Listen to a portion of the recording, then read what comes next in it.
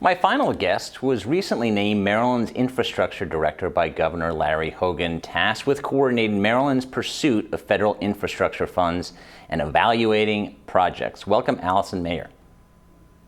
Thank you, Bob. It's great to be with you this afternoon to talk about this very important topic. Certainly, states are on the front lines implementing all of the programs that are in the bipartisan infrastructure law. And I have to say, it's a pretty dynamic time to be on the front lines, delivering these big projects and big infrastructure. Absolutely. Allison, what does the infrastructure law mean for Maryland? And what do you think it's going to do for the state?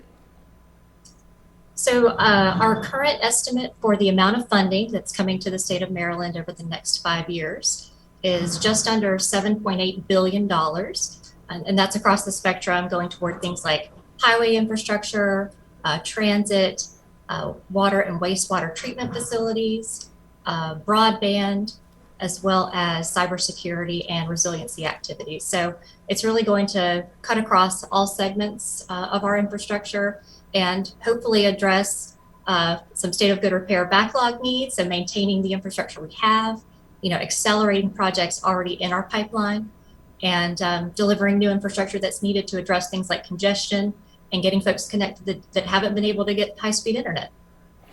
The White House holds weekly calls with state coordinators. Can you kind of bring us behind the scenes a little bit, what those calls are about and how they basically coordinate the implementation of the infrastructure law?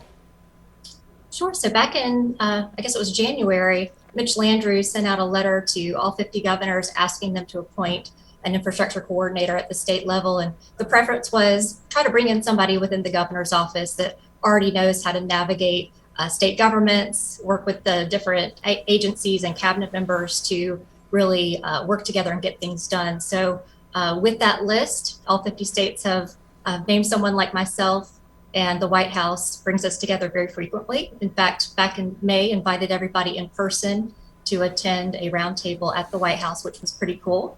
But really those calls are all about, what resources we need at the state level, what information we need at the state level to best guide decision-making, to make sure that this investment really is making the best impact it possibly can at the state level. This is a question I asked the Phoenix mayor earlier. How does Maryland prioritize on transportation and infrastructure? What needs to be done today? What needs to be done tomorrow? And what can wait maybe a month or a year or a couple of years? Sure. So most of this funding that's coming into our state is really a continuation of and an reauthorization of programs that we're very accustomed to administering in Maryland. And I have to say, our process to develop long-range planning is a very collaborative one, where we work hand in glove with all 23 jurisdictions across our state, counties and cities to develop their priority lists. We want our priorities reflected as their priorities and vice versa. So it's a very collaborative process where they identify their most needed projects, and we work with them to ensure that, to the best of our ability, we're able to get those into our 6-year plan. That draft was just released back a couple weeks ago. And in fact, our transportation secretary and officials take a tour of the whole state, meet with everyone at the local level, get their feedback, and where needed, they make tweaks. So the latest 6-year plan for Maryland is $19.9 billion. A lot of that is some of this IIJA funding. So it's very exciting that we're able to, get their feedback and implement their priorities. When you're implementing a transportation law, you obviously need people who can do it. Has that been a problem in Maryland because we have a looming rail worker strike and we've had labor shortages? How is Maryland dealing with that issue? Yeah, so I'm glad you brought up the rail strike issue with a couple of your previous guests. We're watching that very closely here in Maryland because it impacts not only from a supply chain standpoint, but also our commuter rail service utilizes CSX lines. So a potential strike would potentially sideline our ability to get commuters to and from their workplace. So we're definitely watching that issue closely. This overall environment that we're working in now to implement the infrastructure bill, it's been likened to a perfect storm. A colleague of mine in the industry mentioned that earlier this week, that given the inflationary environment that we're in, workforce constraints, because these are positions typically you have to report to a work site. There's not a telework option to work in this construction industry. And then increasingly complex federal processes and policy objectives that we're navigating kind of all leads to this perfect storm. But certainly we hear from industry day in and day out that workforce needs are a big challenge.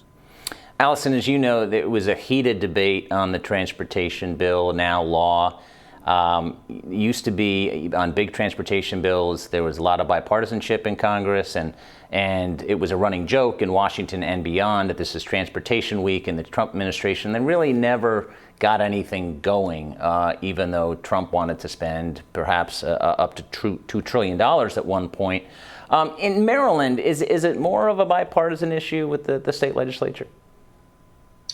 So what I would say is, with governors, and certainly with my governor, he's a Republican in a very blue state. So we certainly try to bring bipartisan solutions to get things done at the state level. I will say Governor Hogan did play, I think, a pretty large role in championing a lot of the concepts that ultimately came into the bipartisan infrastructure law, going back in time to 2019 when he chaired the National Governors Association and used infrastructure as his chairman's initiative.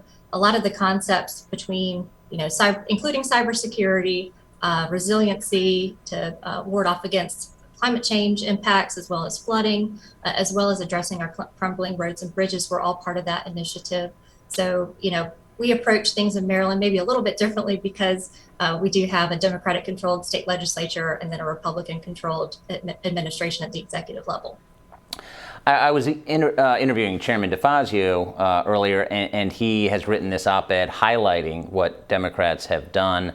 But as far as this transportation bill and now law, when are Maryland residents going to feel, wow, my bridge is getting better? I'm interested when I drive in Maryland a lot. Oh, traffic is better. But you want to both pass the law and also tout it to say we're making progress. But this is a long-term type of deal, right?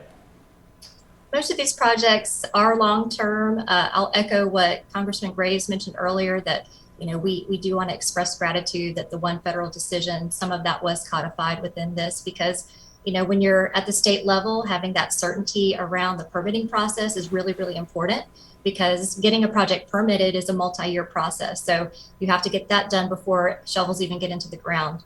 I think what our residents will see is that, projects that we've already got in the pipeline, we're going to keep accelerating those. I think a good example of the kinds of new projects we're able to speed up is something like the Maryland 90 bridges. That's one of the key ways to get in and out of Ocean City.